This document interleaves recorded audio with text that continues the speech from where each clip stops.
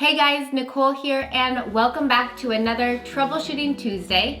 We are going to try to do these every week, and today we are hitting up a big topic for macarons. It is the number one question I get about macarons in general, and it is, how do I fix my hollow shells?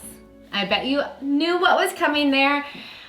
This topic can get a little bit confusing and contradictory, so it can be a little bit disheartening when you first hear it, but once you understand the whole process of making macarons, it's gonna make your troubleshooting so much easier because you're gonna pinpoint what's the issue in your own kitchen and environment. There are many things that can cause hollow macaron shells. Let's get started.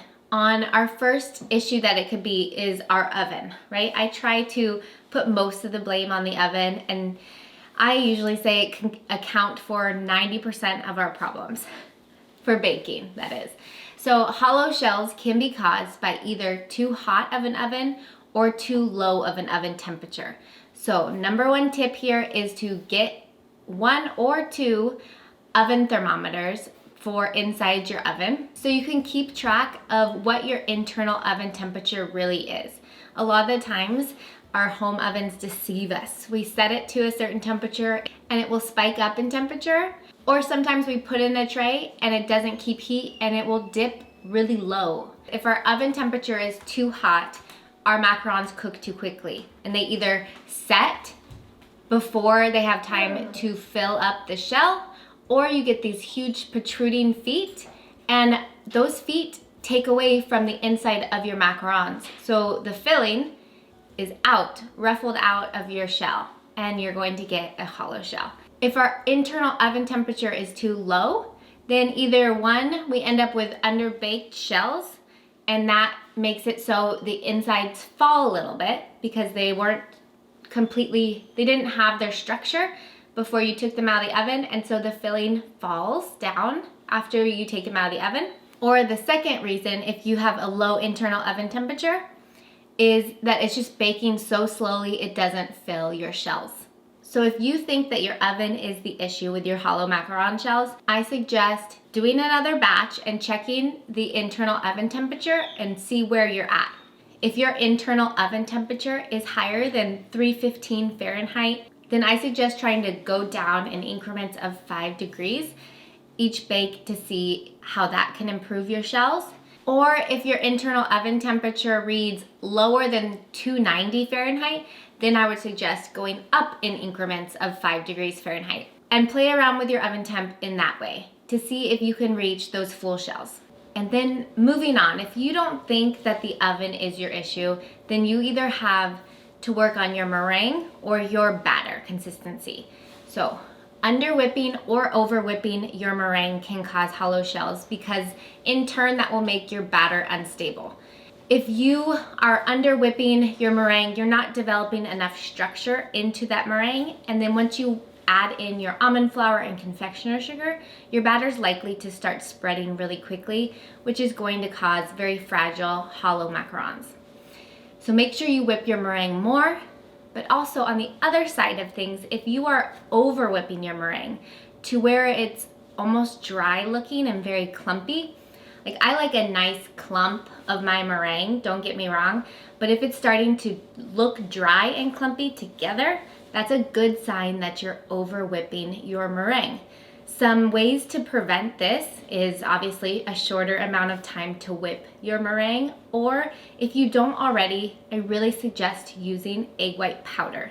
And I talked a little bit about egg white powder in my previous Troubleshooting Tuesday video. But basically, egg white powder is going to give you this nice cushion and allow you to under whip a little bit or over whip a little bit and give you more play around time with your meringue, so you're not as time sensitive with how long to whip your meringue. So highly recommend getting egg white powder if you haven't tried that already in your macarons. And the last issue I want to talk about today that can cause hollow shells is over mixing your batter. Kind of touched on it earlier, but when you over mix your batter, it's going to get runny, just like if you have an unstable meringue, once you put your dries in, it gets runny, right? So it's kind of all down to having a stable batter and the right consistency of your batter. And then your oven is the other part of this. So hopefully this kind of narrows down your issues for you and you can troubleshoot in a specific direction after this video. So if you over mix your batter, you're probably noticing that the batter is running out of your piping bag. It spreads a little bit too much once you pipe it. This is over mixed batter and it can cause you those brittle shells that are hollow inside. As soon as you touch it, they break, and it's really frustrating to try to fill these types of macaron shells. Mix your batter less if this seems to be your issue. And hopefully you'll see some growth in your shell strength, as well as a little less gap in between the shell of your macaron and the filling. And while we're on the topic of gaps and hollows in our macaron shells, I just wanted to say that I do not believe a gap is an issue in your macaron shell. I'm gonna put it out there. I know it bothers so many of you guys, but a small gap with a sturdy macaron shell isn't a problem. It actually yields a super nice bite, a very delicate bite, and one that I think is synonymous with macaron, is that delicate, airy bite. An actual hollow macaron, in my opinion, is when you have a completely hollow macaron, right? There's no center in there. And it's also going to be accompanied with a very fragile shell. So there's something that went wrong, right? Like that is an issue, which I hope this video will help you if you're having issues with fragile, hollow macarons. But if you're over in this area where you just have that small gap, but your feet are great and your shell looks great, your shells probably taste amazing just as they are, and they're going to be appreciated just as they are. The gap doesn't have to be a problem.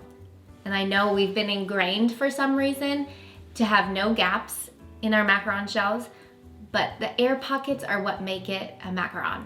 You'll obviously want to figure out your priorities and make the cookie to your standards, which is important for your baking journey and your well-being, but I don't want you to beat yourself up if you can't fix the little gap. So I said what I'm gonna say about macaron shells. I really hope that these puppies bring you joy and they don't bring you stress.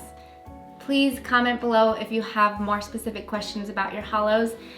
I would love to try to help. I also offer some macaron classes and I have one coming up. Look in the description below and see if it's something you would like to do.